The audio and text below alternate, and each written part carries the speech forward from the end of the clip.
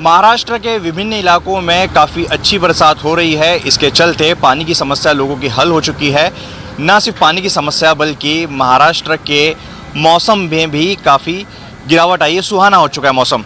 लेकिन अगर बात करें राजनीतिक सरगर्मी की तो महाराष्ट्र का जो राजनीतिक सरगर्मी का पारा है वो चढ़ा हुआ है, क्योंकि चुनाव का मौसम है। अगले 3 महीने में महाराष्ट्र में विधानसभा चुनाव हो सकते हैं। सभी राजनीतिक पार्टियों ने अपनी पूरी तैयारी शुरू कर दी है, ताकत झोंक दी है। ऐसे में आम लोग इस चुनाव के बारे में क्या सोचते हैं, क्या उनका मत है महाराष्ट्र की राजनीति के बारे में, उससे हम बात करते हैं। सबसे पहले अगर महाराष्ट्र की राजनीति की बात करें तो सबसे पहले जहन आपके मन में, विचार आपके जहन में क्या आता है? एक तो अभी राजनीति का जो स्तर है इतना गिरा हुआ लगता है कि कोई भी किसी के साथ जा रहा है और विचारधारा कोई बची नहीं है, ऐसा लगता है। लेकिन यही है कि जो भी अवेलेबल बेस्ट है, चुनाव का माहौल आएगा, चुनाव का सीज़न है, तो कौन अवेलेबल बेस्ट है यही सोच के आगे चलना है। लेकिन बहुत ज़्यादा एक दूसरे के अंदर घुले मिले हुए हैं ऐसे लोग कि जो चाहिए उसके साथ जो नहीं चाहिए वो वाला भी साथ में है, तो कन्फ्यूज़न है लोगों के मन में। देखते हैं, अभी 3 महीने और है, बहुत सारा समय है। 3 महीने राजनीति के लिए बहुत ज़्यादा समय है, बहुत कुछ बदल सकता है उसमें। होप कर रहे हैं कि कुछ अच्छा होगा इसमें से। लोगों के मन में कन्फ्यूजन है, लेकिन हाल ही में लोकसभा चुनाव हुए थे तो जनता जो है वो अपने माइंडसेट में क्लियर है। भले बीजेपी सेंटर में पावर में आ चुकी हो, लेकिन महाराष्ट्र में बीजेपी की जो हालत हुई थी, महायुति की जो हालत हुई थी, 48 में से 15, 16, 17 सीटों के आसपास वो सिमट गए थे। तो जनता तो अपने मन में क्लियर है, ऐसा लगता है हमें, क्योंकि हमारे पास और कोई पैरामीटर नहीं है अदर दैन इलेक्शन में किसको कितनी सीट आई। इस पर हम बस ये बोल सकते हैं कि ये क्लियर है या नहीं क्लियर है। लेकिन कन्फ्यूजन बहुत ज़्यादा है और कन्फ्यूजन की वजह से थोड़ा इधर उधर हो जाता है तो रिज़ल्ट बदल जाता है। तो ऐसा नहीं है कि एक चुनाव का रिज़ल्ट ही पैरामीटर हो सकता है, चीज़ें बदलती है और 3 महीने काफ़ी ज़्यादा होते हैं बदलने के लिए। क्या आपके भी मन में कन्फ्यूजन है कुछ लेकर के? क्योंकि राज्य में 2 शिवसेना है, 2 एनसीपी है, शरद पवार जी ने अपनी यात्रा शुरू की है, अजित पवार जी ने अपनी यात्रा शुरू की है। हालांकि चुनाव आयोग ने पहले ही निर्णय तय कर लिया था कि एनसीपी किसकी होगी, शिवसेना किसकी होगी। एकनाथ शिंदे की शिवसेना है और एनसीपी जो अजित पवार की है। तो क्या आपके मन में भी कन्फ्यूजन है इसको लेकर? नहीं, कन्फ्यूजन नहीं है, वो सारे अलग अलग लड़ेंगे। शिंदे जी अलग अलग लड़ेंगे और अजित जी अलग लड़ेंगे, क्योंकि उनका नेचुरल अलायंस नहीं है भाजपा के साथ। तो सीटों का बंटवारा अच्छे से नहीं होगा और शिंदे जी और अजित जी अलग से लड़ेंगे, ऐसा मुझे लगता है। असली शिवसेना किसको आप मानते हो? चुनाव आयोग ने तो कह दिया कि शिंदे की शिवसेना है। आपके हिसाब से बाला साहेब ठाकरे के जो असली शिवसेना है वो किसकी है आपके हिसाब से? शिवसेना बनाई किसने है ये इम्पोर्टेंट नहीं है, चला कौन रहा है ये इम्पोर्टेंट है। तो मुझे तो लगता है कि अच्छे से शिंदे जी चला रहे हैं तो शिंदे की होनी चाहिए। आप भी ये मानते हैं असली शिवसेना शिंदे की है, शिंदे अच्छे से वाकई में शिवसेना को चला रहे, आप भी ये मानते हैं? मेरे ख्याल से तो असली शिवसेना जो शिवाजी महाराज को मानता है उसी की है। तो जो अभी आप देखिए जो मान रहा है उसकी शिवसेना है। और शिवाजी महाराज को तो, छत्रपति शिवाजी महाराज को तो ऐसा है कि सारे राजनीतिक पार्टी मानते हैं। शरद पवार जी ने अपनी जो राजनीतिक यात्रा जो है शिव स्वराज यात्रा, वो जुन्नर के शिवनेरी किले से की है। तो शिवाजी महाराज को लगभग सभी पार्टी मानते हैं। एनसीपी किसकी है, शिवसेना किसकी है, आपके हिसाब से क्या है? और जो हुआ है 2 फड़ एनसीपी और शिवसेना में, क्या वो सही हुआ है? तो अभी तो जो हुआ है ठीक ही है, चलो चल रहा है अच्छे से।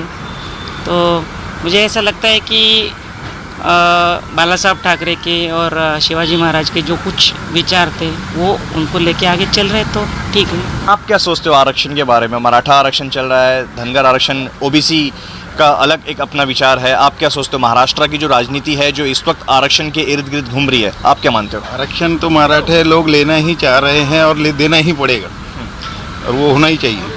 मैं तो ऐसे ही बोल सकता हूँ, हालांकि मैं मराठा नहीं हूँ, लेकिन पोजीशन ऐसी ही लग रही है कि भाई आरक्षण देना पड़ेगा। तभी है जो इलेक्शन में जो पार्टी जीतना चाहेगी उसे आरक्षण देना ही पड़ेगा, मुझे ऐसा लगता है। मराठाओं को महायुति सरकार ने धोखा दिया, अच्छे से काम नहीं कर रही है, ऐसा मराठाओं का कहना है। आप क्या वाकिफ एग्री करते हो स्टेटमेंट से मराठाओं के? बहुत सारी ऐसी बातें हैं जो अंदर ही अंदर उनकी एक दूसरे के साथ होती रहती है, पब्लिक तक आती नहीं। तो इसमें जजमेंट तो हम दे नहीं सकते कि एक्चुअल में क्या हो रहा है। लेकिन मैं ये मानता हूँ कि अगर मुझे कुछ खाना चाहिए तो मैं मांग सकता हूँ कि मुझे ये खाना चाहिए, लेकिन मैं अगर ये मांगो नहीं नहीं मुझे खाना चाहिए लेकिन ऐसा अलग से मत दीजिए, इसके प्लेट में से निकाल के दीजिए, तो फिर ये नाराज़ हो जाएगा। और जब ऐसा हो जाता है ना कि दो समाज एक दूसरे के हिस्से का मांगने की कोशिश करते हैं, एक देना नहीं चाहता, दूसरा वही से मांगना चाहता है, तो इसमें थोड़ा झगड़ा हो सकता है और इसी कारण इसका पॉलिटिकल फ़ायदा उठाने की भी कोशिश कर रहे हैं लोग। ठीक है, और भी लोगों से बात करते हैं। लाड़की बहन योजना जो टैक्स पेयर से उस पर बर्डन है, ऐसा लोगों का कहना है, क्या कहेंगे? देखो, बर्डन तो गवर्नमेंट पे आएगा। गवर्नमेंट तो अलग अलग योजनाएं लाते रहती है। अभी जो उन्होंने भी कुछ तो अभ्यास या वर्क करके ही योजना लाई है, क्योंकि जैसा महिलाओं के लिए योजना लाई है तो गरीब महिलाओं के लिए कुछ तो गवर्नमेंट सपोर्ट के लिए उनके आमदनी में कुछ देने के लिए उनको 1500 रुपये महीना दे रही है।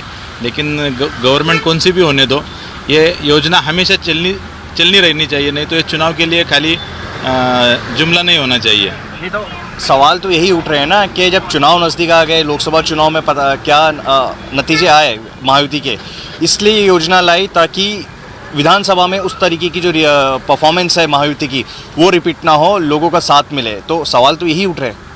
क्या हो गया, महाराष्ट्र में पिछले 2.5 साल से जितना भी तोड़फोड़ हो गई उसके वजह से नेताओं पे सब दुनिया नाराज़ है। मतलब जो भी वोटर्स लोग हैं तो वो नाराज़ है, लेकिन चुनना तो किसी एक को है जो अच्छी तरह से सरकार चला सके। और लोगों ने भी इतना ही सुनना चाहिए कि अपना नज़दीक वाला ना देख के कोई तो पूरा गवर्नमेंट 100 कौन सा भी चुनाव रहने दो, किसी एक के हाथ में ये सरकार देनी चाहिए। नहीं तो हम किसी को चुन के देते वो दूसरी पार्टी में जाता है, जो हम जिसको चाहते नहीं है तो वो फिर तोड़ फोड़ के ऊपर जाके पैसे की लेन देन करके, जैसे हमने देखा अभी MLC के इलेक्शन में MLAs लोग बहुत सा पैसा लेके इधर उधर वोट करते और कोई भी चुन के जाता है। तो ये होना नहीं चाहिए, भले किसकी भी सरकार आने दो, लेकिन BJP होने दो, कांग्रेस होने दो, NCP होने दो या शिवसेना होने दो, किसी एक के हाथ में मतदाता ने देना चाहिए, जिसके वजह से पूरे महाराष्ट्र का फ़ायदा हो सकता है। बेहतर मुख्यमंत्री आप किसको मानते हो, उद्धव ठाकरे जी को या फिर एकनाथ शिंदे जी को? डेफिनेटली एकनाथ शिंदे अच्छे मुख्यमंत्री हैं। ऐसा क्यों? ऐसा एकनाथ शिंदे ने अलग से क्या काम कर लिया जो उद्धव जी नहीं कर पाए? उद्धव जी की जो विचारधारा थी हिंदुत्व की, बाला साहेब ठाकरे की, सत्ता के लिए उन्होंने कांग्रेस से BJP से ये तोड़ लिया। क्योंकि इसके पहले जब भाजपा की और शिवसेना की सरकार आई थी उस समय शिवसेना का मुख्यमंत्री बना था, क्योंकि उनकी सीट ज़्यादा थी। इस समय BJP की ज़्यादा थी तो BJP को मुख्यमंत्री देना था, उनका बनना ही था। उस समय अड़ गया कि नहीं मुझे 2.5 साल चाहिए, मुझे मुख्यमंत्री बना। ये तो गलत है ना। तो ये आदमी विचारधारा से भागता है, एक विचारधारा पे थाम नहीं रहता। जो विचारधारा पे थाम नहीं रहता वो देश को या राष्ट्र को कैसे चला पाएगा और अच्छी दिशा कैसे दे पाएगा? अभी जब हमको हमारे लिए कुछ करेगा मालूम पड़ेगा तो हम भी बोलेंगे ना, हमारे लिए कुछ तो किए है, साहब ने कुछ तो किए है। हमारे लिए कुछ नहीं, खाने के लिए मिला नहीं तो क्या करने का है? हाँ, हमको मिला तो मिला, नहीं मिला तो क्या ऐसा बोलने का? मिला हमको सब कुछ, भरपाई भी नहीं है, पाने का भी पैसा नहीं आया, कुछ तो नहीं है। ये जमीनी हकीकत है। पुणे में जब बाढ़ आई थी तो कई सारे राजनेताओं ने वहाँ पे दौरा किया था, वादे कई सारे किए गए, लेकिन अगर जो ज़मीनी हकीकत बात करें लोगों की तो उनका कहना है कि अभी तक जो मुआवजा जो ऐलान किया गया था वो नहीं मिला था। और भी लोगों से बात करते हैं। सर, अगर राजनीति की बात करें, पुणे में जब बाढ़ आई थी सारे राजनेताओं का दौरा यहाँ पे लगातार जारी था। अजित पवार मुंबई से मंत्रालय छोड़कर पुणे आए हुए थे। तो क्या लगता है राजनीति के तौर पर जो आश्वासन थे पुणेकर को दिए गए थे वो पूरे हुए, नहीं हुए, क्या कहेंगे? नहीं, 50% हो गए, 50% नहीं हो गए। अभी भी इन्होंने बताया कुछ नहीं मिला। ऐसे कई सारे लोग हैं कि उनको कुछ नहीं मिला। जिनका हाथ है ऊपर तक उनको ही मिला है, जिनका पहचान है उनको कुछ मिलता है। बाकी ऐसे गोर गरीब को तो कुछ मिलता ही नहीं। नेते आते जाते चले जाते, लेकिन गरीब का कोई सुनता नहीं। अच्छा, अगर पुणे में अगर बाढ़ की बात करें तो बाढ़ जब आई थी तो राजनेताओं के दौरे लगातार जारी थे, तो ऐसे में मुआवजे का ऐलान किया गया था, सारी चीज़ें किया गया था, आप कहते हैं कि कुछ मिला नहीं, तो कहीं ना कहीं आवाज़ जो है वो उठाई नहीं कि आप लोग दौरा या फिर सारे लोग पुणेकर को दौरा? नहीं, आवाज़ तो उठाएंगे ना। जिनको नहीं मिला वो तो नेचुरली उठाएंगे, जिनको मिला है वो चुप बैठेंगे, जिनको नहीं मिला तो वो तो चिल्लाएंगे। सही बात है क्या? ऐसे में विधानसभा चुनाव आ रहा है, लगता है पुणे के लोगों का गुस्सा जो है वो सरकार के प्रति या फिर राजनेताओं के प्रति फूटेगा? हाँ फूटेगा ना, अगर कुछ मिलता ही नहीं तो फूटना नेचुरली है, सही बात है कि नहीं? अच्छा, लोग कह रहे हैं कि यहाँ पे पूरे वादे पूरे नहीं हुए, आपके हिसाब से क्या कहेगा? सरकार यहाँ पे काम कर रही है पुणे में, जो वादे किए गए थे या फिर बाढ़ जब आई थी जो राहत काम किया गया था, सेना को यहाँ पे लगाया गया था, तो आप खुश है सरकार द्वारा जो इमरजेंसी में जो कदम उठाए गए थे उससे? अभी तो ऐसा है, वो शिंदे सरकार है। अभी शिंदे सरकार में जो अभी लाड़की बहन का योजना निकाला है उसे अजित दादा ने, तो उसमें से अभी महिला लोगों का अभी पूरा राग लग रहा है कि वह लाड़की बहन का फॉर्म भरने के लिए, लेकिन वो 17 तारीख दिया है। 17 तारीख में अगर महिलाओं को 1500 रुपये 3000 रुपये बोला है, वो 3000 रुपये जमा हो जाएगा तो सब पूरा महिला लोग खुश हो जाएंगे। तो लाड़की बहन योजना सही है गलत है, सवाल उस पर कई सारे खड़े किए जा रहे हैं। विधान भवन की अभी विधानसभा है इसलिए वो लाड़की बहन का योजना निकाला है, इसके पहले तो कोई ऐसा नहीं था, लेकिन अभी ज़्यादा पक्ष हो गया है। बोला तो राष्ट्रवादी का 2 पार्टी हो गया है, कांग्रेस का भी हो गया है, अपना शिवसेना का हो गया है, इसलिए अभी कुछ ना कुछ योजना निकाल के लोगों का दिशा भूल करके अपना पक्ष मजबूत करने का ये काम चल रहा है अभी। लेकिन जो गौर गरीब है उनके ऊपर कोई किसी नेता कि कोई उसके घर पे जाके कोई पूछताछ नहीं करता है कि अभी जो एक अपना मौसी बोला है कि उनके घर में पानी गया है, उसका पूरा घर का अंदर का सामान पूरा खराब हो गया, वो गरीब है, वो कोई किसी के घर पे जाके काम करके वो पेट भरता है और वो उसको रहने के लिए जगह नहीं है, तो उसका अभी नुकसान हो गया। तो अभी जब भी नुकसान होता है या नदी में पूर आता है, बारिश आता है, वो टाइम नुकसान होता है, वो टाइम लोग आता है खाली पूछ के जाता है, लेकिन उसके बाद कोई आता नहीं है। जो निधि जो नेता लोगों को मालूम रहता है कि नेता लोग देता है, लेकिन वो गरीब लोगों तो उधर जाता नहीं है उसका, इसलिए जो नीचे का जो कार्यकर्ता है उन्होंने सब पूरा पूछताछ करना चाहिए कि इनको मिला है कि नहीं मिला है। अजित पवार की एनसीपी अलग और शरद पवार जी की एनसीपी अलग, तो क्या जहन में है आपको?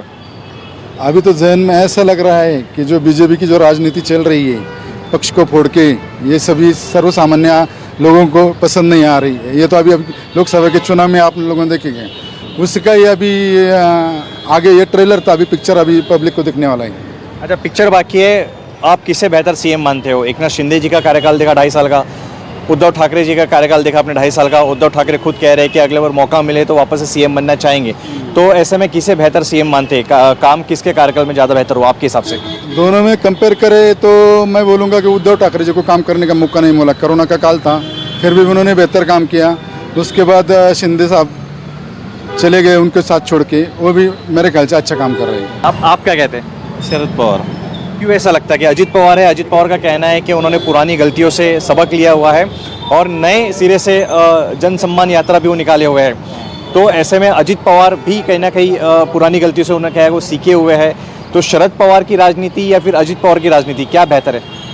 वो अभी शरद पवार के जैसे उम्र के हिसाब से वो ऐसा नहीं होना चाहिए था, नहीं अजित दादा के, लेकिन बेस्ट लोगों को मन में पसंद नहीं आया। हाँ, ये जो हो गया ये लोगों को पसंद नहीं आया, इसके वजह से शरद पवार। अजित दादा काम भी अच्छा है, हाँ, थोड़ा वेट करना चाहिए था, लेकिन शरद पवार का साथ नहीं छोड़ना चाहिए था। लगता है कि लोकसभा इलेक्शन में जो अजित दादा का नतीजा आया शायद उसी का नतीजा हो कि लोग पसंद नहीं किए अजित पवार की राजनीति। रिपीट करेगा, डबल लोगों को उल्टा कॉन्फिडेंस आ गया कि अभी शरद पवार के साथ ही जाना चाहिए, ऐसा लोगों को लग रहा है।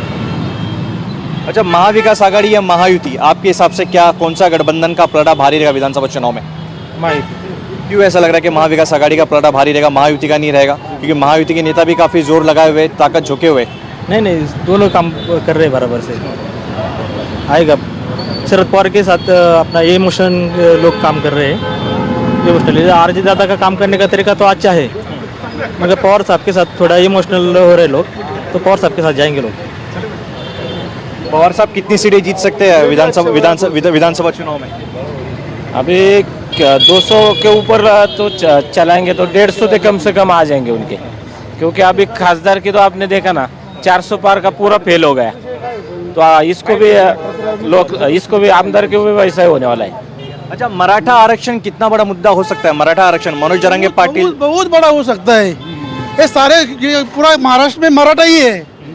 एक सुई की टोक में जैसे है ना, लोग बड़बड़ करने वाले हैं खाली।